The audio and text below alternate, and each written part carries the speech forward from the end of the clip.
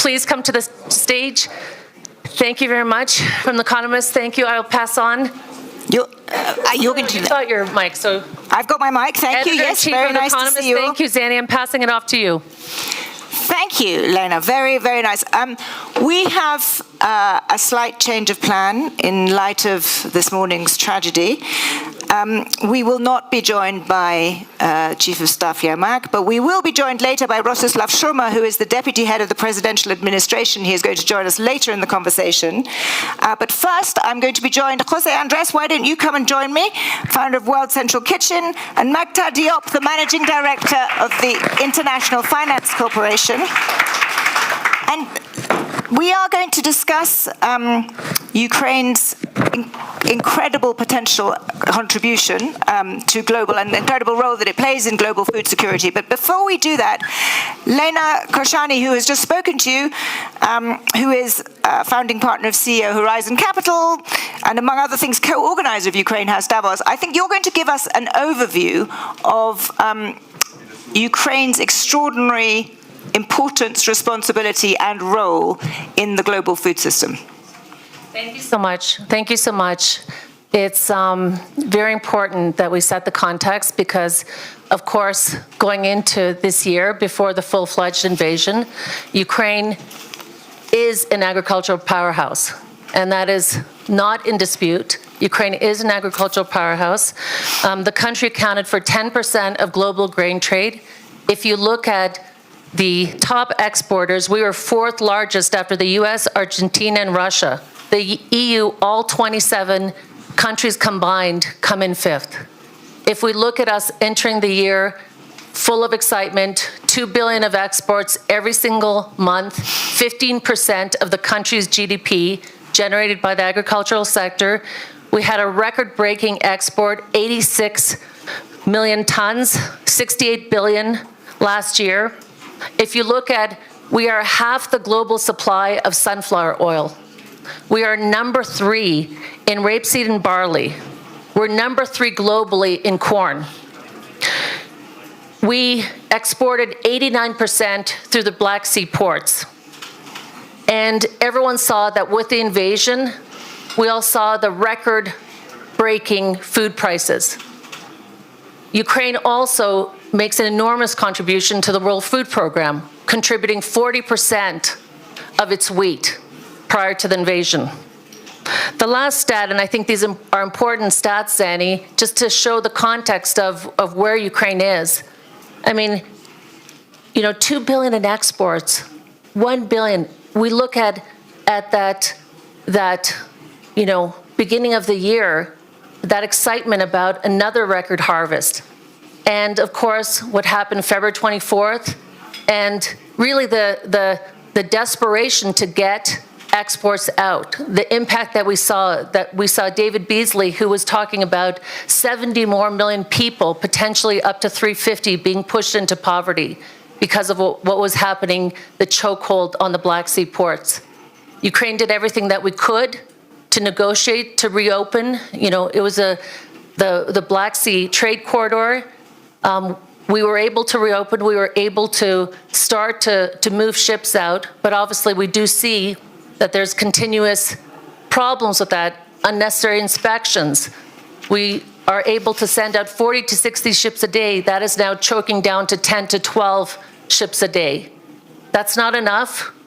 The deal comes forward again for extension March 2023, and our message is the world community has to care about this issue and has to ensure that those Black Sea ports continue to export and that they're expanded to include other ports as well, Yuzhny, etc. So, Zanny, that's the context from our side. Thank you. That is a very clear setting of context, and I think you've really rather powerfully set the stakes for this.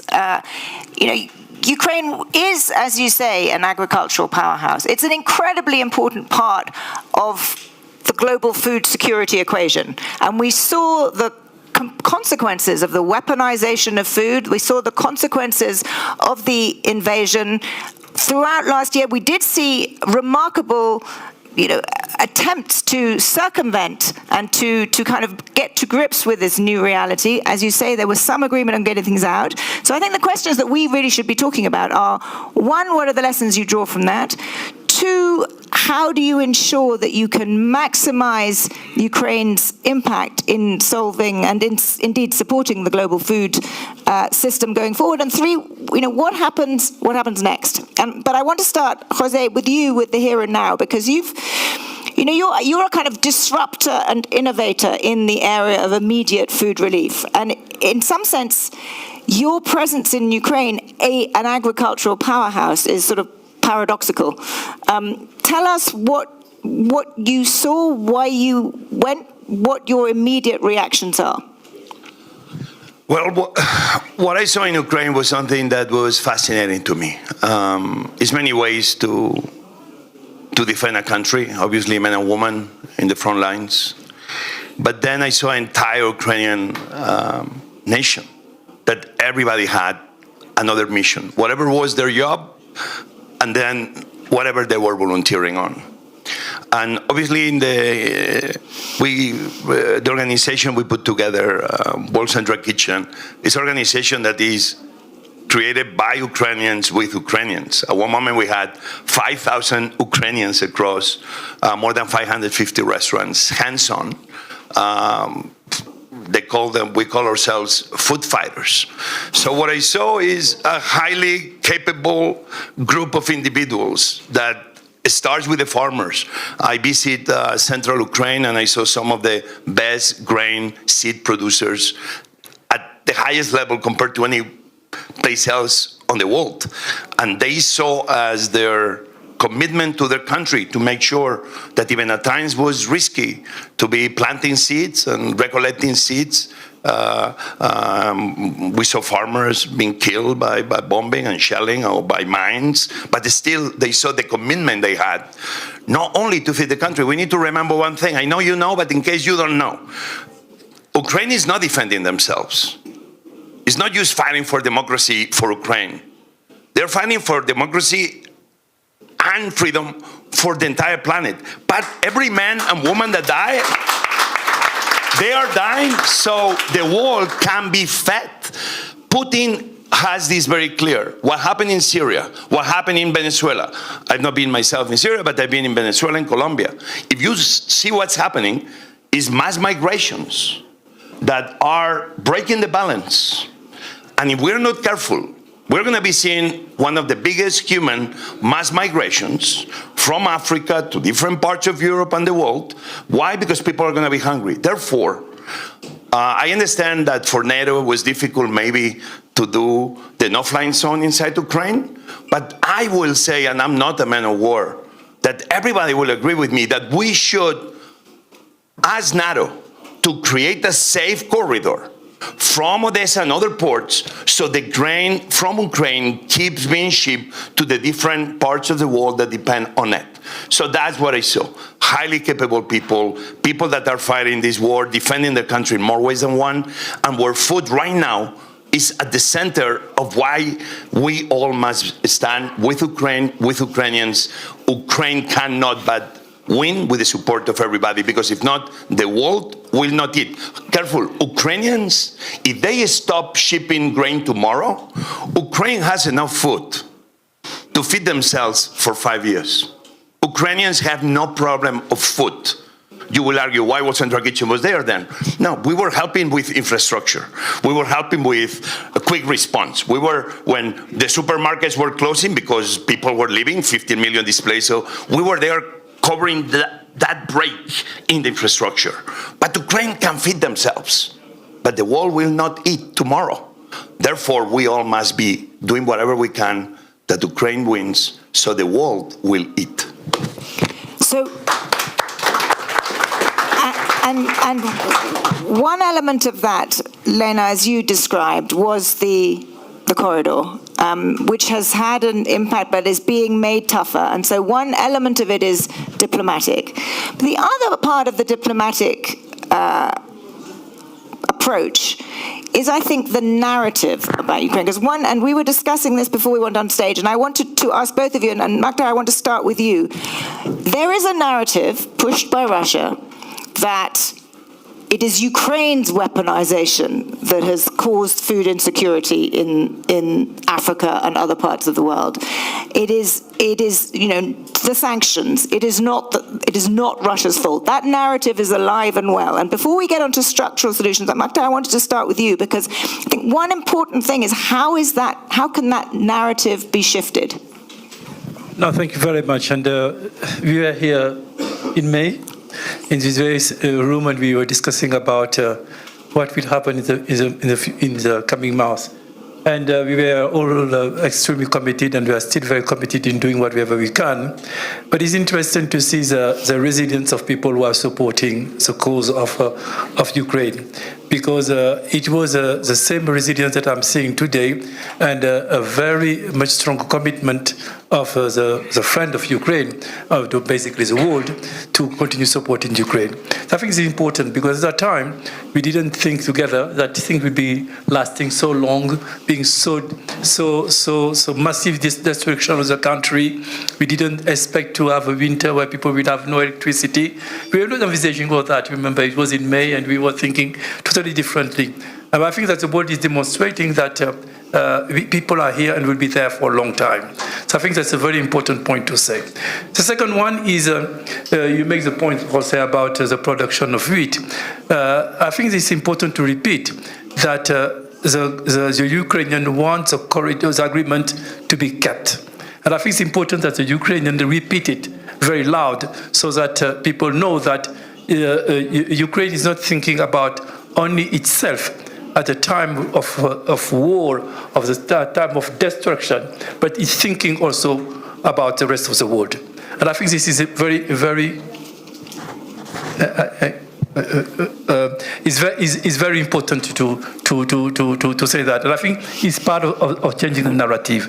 Third, I think that, as I was saying to people, Ukraine is a leader in the production. It's not because the soil is very fertile. It's more than that. Because there is a lot of capacity in technological capacity, know-how in the agricultural sector. And I think that ability of growing and having a leading sector in agriculture in the world is something that Ukraine will be able to export when situation gets better. And I think that will reinforce the understanding of the world that Ukraine is a key element in solving problems of the world, and that Ukraine is doing it actively. And I think that is the best way to change the narrative about it. Another thing that I would like to say is that the resilience of the agricultural sector in Ukraine. When the war started and we had a loan to extend it to companies in Ukraine, I had personally to make a decision. The team internally who are looking at risk were telling me, Mokhtar, do you want really to disburse, because the country is at war and the resources that we have lent to companies, the company will not be able to reimburse. But I think that what the dilemma that any leader was facing is at a particular point of its history to make a decision. And we make the decision without guarantee, without any safety net. We say, let's continue disbursing. The worst case is what is writing off a few $1 million, so what? And I think it was when you are growing up in the financial world and so forth, it's not easy decisions which come naturally to you, because it's a dilemma, a moral dilemma that you have. Is it looking at your commitment, financial commitment, or being on the right side of history? And I think that what the conversations that we have, the partnership that we developed among, is what reinforces ability. And what I've seen in the last few months is that everybody has made that decision clearly. Nobody has been looking at the balance sheet. Nobody has been looking at what it means for their company. People have said, let's make the right decision for in history and what is needed for the world. And I think that in that context, food security, I think, is very important in that narrative, to continue talking to countries which are suffering now from food shortage and explain what Ukraine is doing, because I think that communication will be very important to win the heart of those who are still a bit confused with what they're hearing in the world. Absolutely. And I think that's a perfect segue, in fact. Lena, a wonderful introduction, but I do now see that Rostislav Shoma is here, and so perhaps we will hear from him what indeed Ukraine's plans are to get its narrative out, to get its way to come and join us on stage. Zanny, as Rostislav is making his way, I do have to say thank you to Rostislav. Thank you for Ukraine's view. And last thing that I'll say is that, Jose is too humble to say about his presidential award, and the fact that when Ukraine, it was announced $4 billion of aid is coming to Ukraine, but only 50 million was in the country. Everywhere you went, World Central Kitchen was everywhere. They're feeding 30,000 meals a day when the IDPs first started. And Jose, thank you so much. And Makhdad,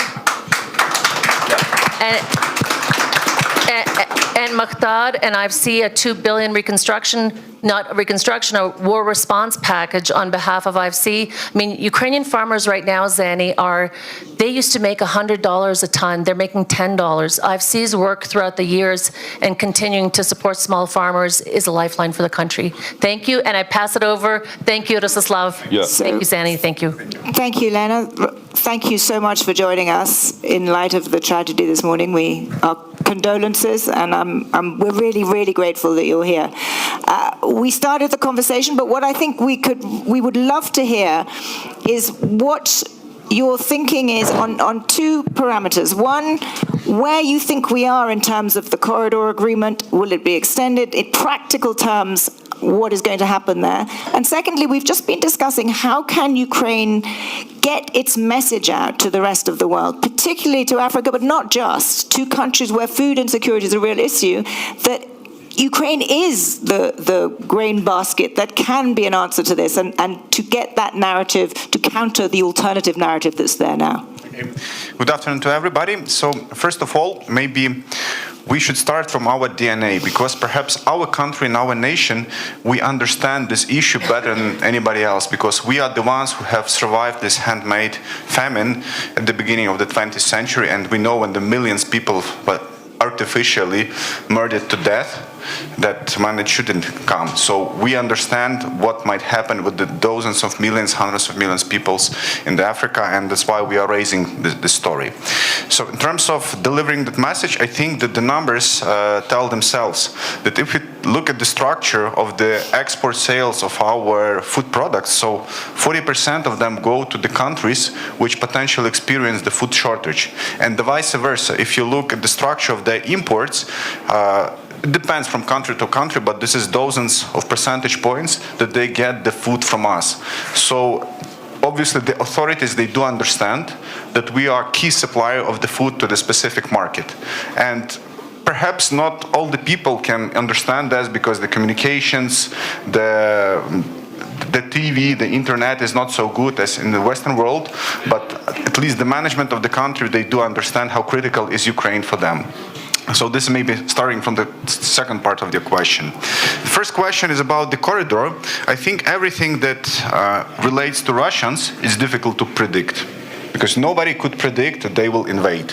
So there was no rationale behind this. The intelligence told, but we thought that it was okay. This was just the bargaining on the peace deal that we are doing there. So just do the predictions half a year ahead how the corridor will work. I think we are too dependent on the very subjective actions that they can do. So as we are doing what we do in the military part in the Black Sea, what we do with our partners, I think that with the very high probability, 90+%, we should maintain the corridor at least as it is, and we should potentially expand it to the Nikolaev and to the other locations. I cannot tell all the details, but obviously there is a very detailed plan, specifically military one, how to make this work. But again, you can never promise 100% or commit 100% if you deal with Russians. And perhaps that's very, not only helpful, but very encouraging. Can you also give us an update of what is actually happening in the Ukrainian agricultural sector right now? I mean, how much are you expecting in terms of production for the next harvest? How big has the impact been, and how much can we expect for Ukraine to be exporting? Yeah.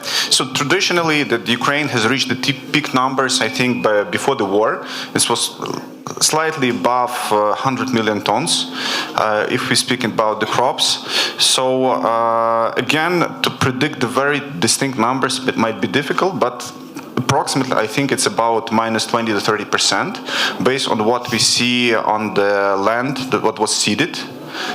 Based on the land that was occupied. Maybe we will have some further shortages, because in agriculture there are a little bit of lead times, because if you don't take the crop in time, then there is lead time effects for the productivity later on. So unfortunately, even if we resolve the problem, it won't be easier to come back to the previous levels. It will take a year or two to maintain back the technology to come back to the existing levels. But currently I think that it should be somewhere around minus 30%. It may be minus 25, minus 35, but nobody knows exactly at the moment. Jose, maybe you could jump in there, because I know you've spent a lot of time there. You've been. It's just to remember that obviously the problem is being compounded by everything is happening on top of the war, but it's been shortage of fertilizers, it's been machinery that is being destroyed, all of those things. It's already very difficult to produce anything in any farm without a war. Imagine in the middle of a war. But I think the important thing here is food is a national security issue, not only for Ukraine, but for every country. Ukraine is showing us how food must be at the highest level. Every president must have a national security advisor, expert on food. And if anything, Ukraine is just showing us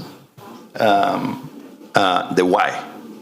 And I would say it's very important, in a moment we've been talking about gas prices, Europe negotiating with Russia, that quite frankly, I think Europe should be doing more in buying absolutely no gas from Russia. As a fellow American European, I wish Europe will be stronger in saying we are not buying any more gas. But on the grain that you said that the farmers, they've been getting less per ton. I think will be amazing support from the international community, governments and private big companies, that they will help Ukraine honoring a price that can make every farmer in Ukraine successful. Ukrainians should not be working because they are in a war just to sell the grain under market value. I think one of the biggest commitments that through UN and other organizations we can be doing is that every farmer in Ukraine will get the right payment for what they are producing. Is the least that we can do. The international community should do more to make sure that every Ukrainian farmer keeps doing what they do, but making it, economically speaking, for the long term. Yes. I have one important remark here. So if you look at the food prices now, they are elevated and they perhaps the highest for the whole century. But if you look at the price that the specific Ukrainian farmer gets, it's half of that price. Just because of all these logistical complications, from 40 to 60% is being cut to the long logistics, which is just destroyed. And finally, the price that gets the farmer is lower than it was one of the lowest for the recent 5 to 7 years. And obviously, this type of environment, it doesn't stimulate to work on productivity, to work on the investments, to keep up the land seeding, and the making the logistics proper is absolutely key thing for our food business. And strategically, there is one more thing which can resolve this issue, is doing more processing in Ukraine. Because when you do processing, you decrease the amount, the volume that you need to export from 2 to 3 times, depending on the product. If it's meat, it can be 2.5 to 9 times, if you speak about the beef, for example, for the milk products, for the spirits, for the oils, for everything. So the more processing we have domestically, the more we can for sure export within the inland corridors. Because we see that our inland corridors can safely guaranteed 2.5 million. So let's assume that we convert this 100 million tons of crops to the final products, so it'll be around 30 million. So this is what is the capacity of our railway and car transport to the Western Europe and then to sell it through the ports. So it makes it logistically easier and it increases the value added. Makta, that's a perfect segue to you because these are the kinds of projects that you would be financing. So maybe we can move from the here and now to a longer term perspective, which is the kind of agricultural sector you would like to create. We had a fascinating conversation yesterday with the First Lady about the kind of Ukrainian society that will be created. Let's talk about the kind of agricultural sector that will be created. No, thank you. One of the things that we're doing to help on that is to give more working capital to companies, particularly agro-negos. Our numbers of short-term financing in IFC has been just ramping up a lot during this first half of the year. A lot of this is trade finance and working capital, because we believe that without that, the farmer cannot continue. So we will be continue doing that, and we extend also credit line to the financial sector to be able to continue supporting financially the farmers. So for us, it's important to do that. And the trade financing is very important in this context because the risk perceived by banks to finance import of seeds or whatever is needed for them is a lot of aversion. So there's any institution like ours to take the risk and say we will support the trade financing. So we'll be doing that and continue doing more of it. The third thing that we are doing is to work on exactly what you have been talking. We've been engaged with the Ukrainian before the war on the land reform and all these issues around land reform. And I think that it's time now to continue to work on all the degrees, the paperwork or whatever, the law that needs to be put in place so that at time zero things can start. Secondly, we have signed an advisory agreement with the Minister of Finance on PPP, and that will be very important because it will allow to crowd in a lot of private sector investment in the agricultural sector because we will have a legal framework which is conducive to investing. Third, what is happening to the neighboring countries? I make a small digression. We are working also on the municipalities which are receiving refugees in Poland and so forth. We are working on payment systems that will be allowed to accelerate and make it more easy. I think that we have an opportunity tomorrow to using the very high IT capability in Ukraine to create really an agriculture which is totally different, where all the machine learning, the AI capability to look at the soil, find the input which are more adapted to the soil in Ukraine to reduce emission. All that could be done now, and I think that this is also something that I think in the world that we're building together tomorrow, that Ukraine will be able to export to other countries. And I believe that the Ukraine of tomorrow will be exporting much more solutions to the rest of the world to bring the narrative.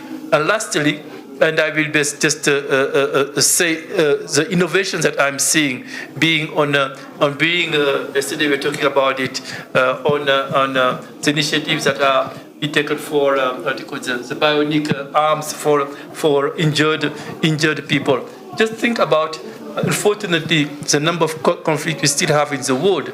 All that experience that is built now in Ukraine, as it could be served as being solving problem of the world. So what I see is that the Ukraine of tomorrow will not be a Ukraine which is solving only its problem, but the Ukraine will be helping solving problem of the world. Mm-hmm. And I think that's totally different dynamics. Yes, maybe a few comments on that. So thank you very much for your really big work for funding the agriculture, and the trade finance is absolutely critical to maintain the existing level of the trade, but it does not bring us to the target that we have just discussed. So capital finance is absolutely critical.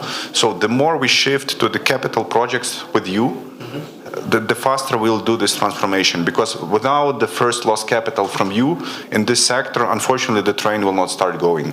So this is important. On our side, we will not sit and wait until we get the money.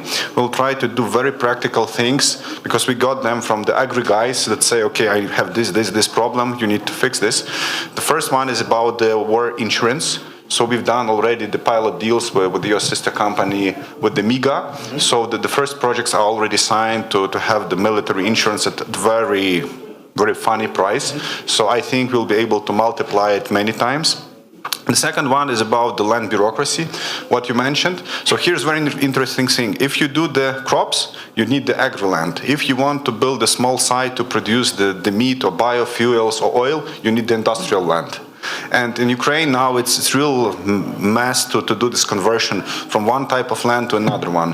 What we plan to do that within maximum, I think 2 months, we'll finally adopt the law, which is already registered and will be voted the first time in 2 weeks and then finally in 2 months, which will allow in just one electronic application to convert the land from the agri to the industrial, to make this process very easy without any approvals, just the electronic notification. The war insurance, I hope everybody understands, but try to explain it simply. If you are a farmer and you are in the middle of a war and you don't have a lot of money in the bank or you're not getting a loan from the bankers, you are not risking that money when you think you are going to be losing your crop. So if they are able to get the war insurance, is what I saw last April when I was traveling and learning from farmers. We invested a few $1 million with few companies, LNC. All of a sudden they feel like, yeah, we're not going to lose our farm because we are trying to produce food. So this is vital that these things are in place, because this gives reassurance to the farmers that they are not going to be working in vain, that they are not going to be losing the whole thing. So Maybe just a point on this, because it's obvious for us because we're working on it, but just for the public at large. MIGA is the World Bank Group. You have IFCS, MIGA, which is basically very integrated to us on guarantee, but we're working on political guarantee, and you have the IBRD. What the innovation is that MIGA extended its mandate to war guarantee. That's something that MIGA never did.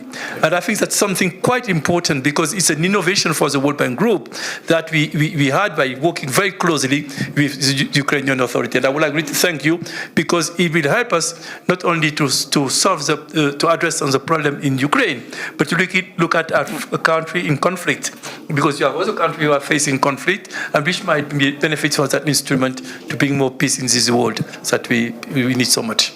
that's a very important point, that you're making innovations now that can be used in other countries. I want to leave a little time for a question or two. So yes, lady third row back here. No, one in front, and then we'll have you behind. Hello, Natalia Mikolska. I'm independent non-executive member of the board of Ukrhydroenergo, the state-owned company.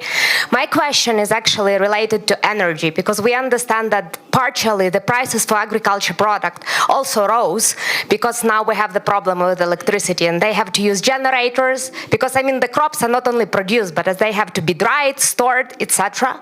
And my question is, what is your prognosis in terms of further development of the agriculture sector, especially now when we have a shortage of electricity? Because I think that it would definitely affect the sector. It would definitely affect potential future processing that Rostislav mentioned. Thank you. I'll take the question. So I think there are two stories: the global pricing story for the energy and the local issue of the shortages because of the shelling.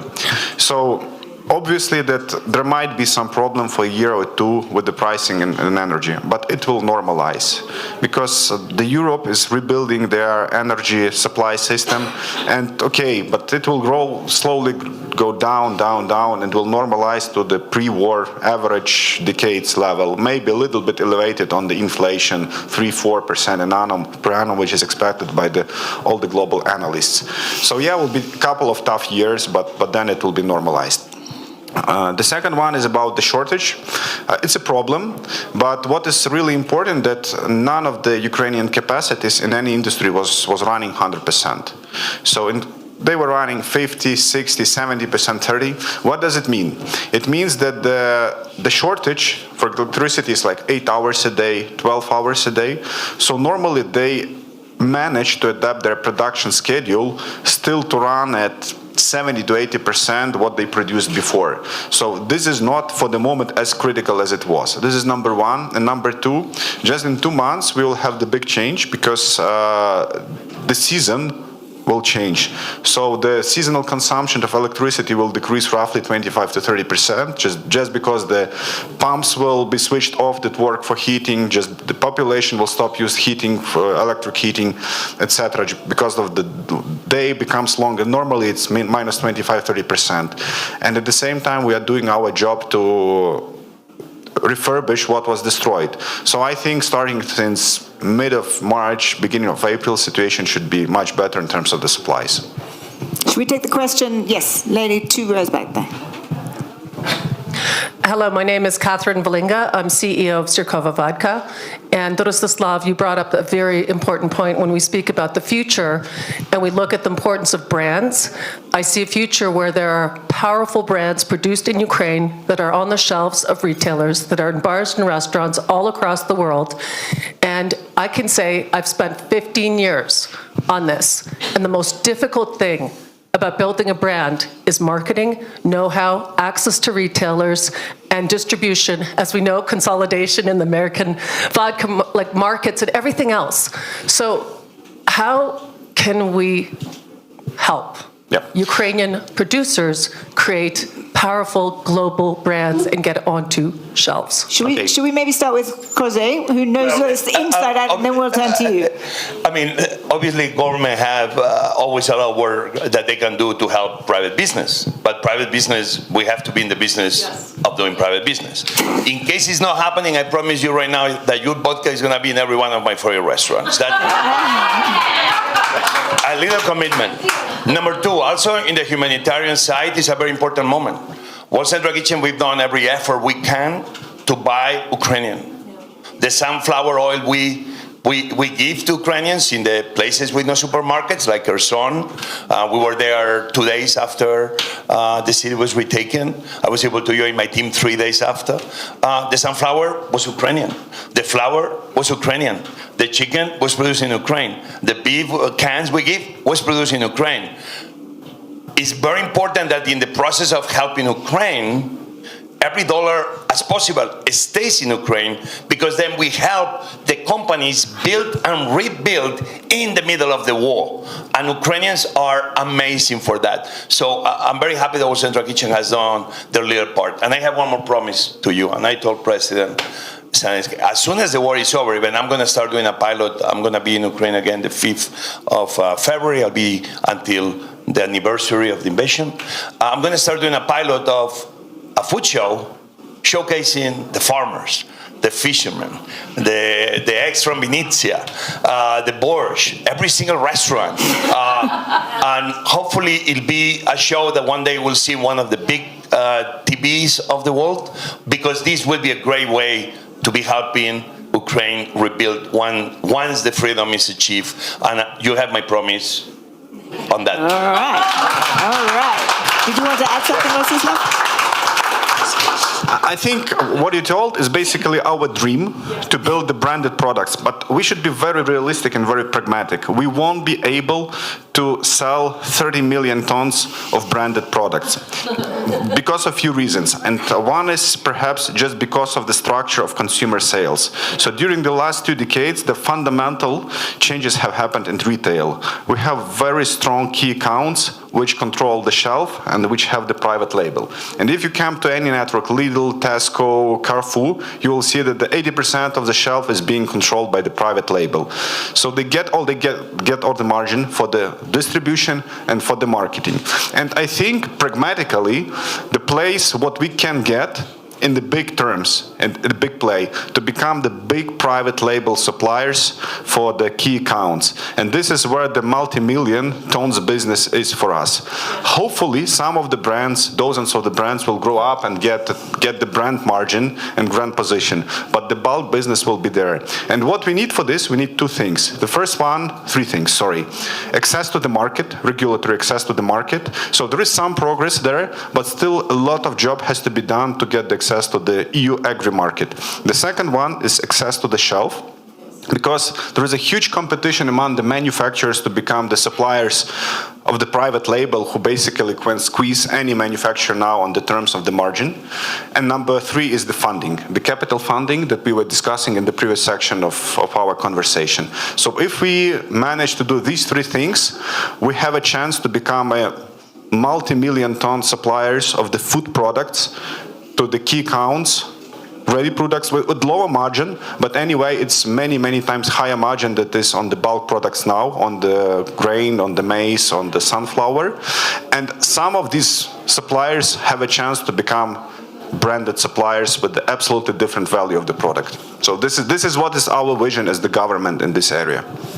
So I'm afraid we're out of time, but that strikes me as being a very, very appropriate, upbeat place to end. Ukraine is going to be the branded product leader, thanks to you, Jose, you're going to accelerate that. It's going to be the bulk producer. You're going to provide the financing. We've solved this. Deal is done. Deal's done. Thank you. Deal is done. Thank you. Thank you. Thank you. Thank you so much. Thank you. That was fun.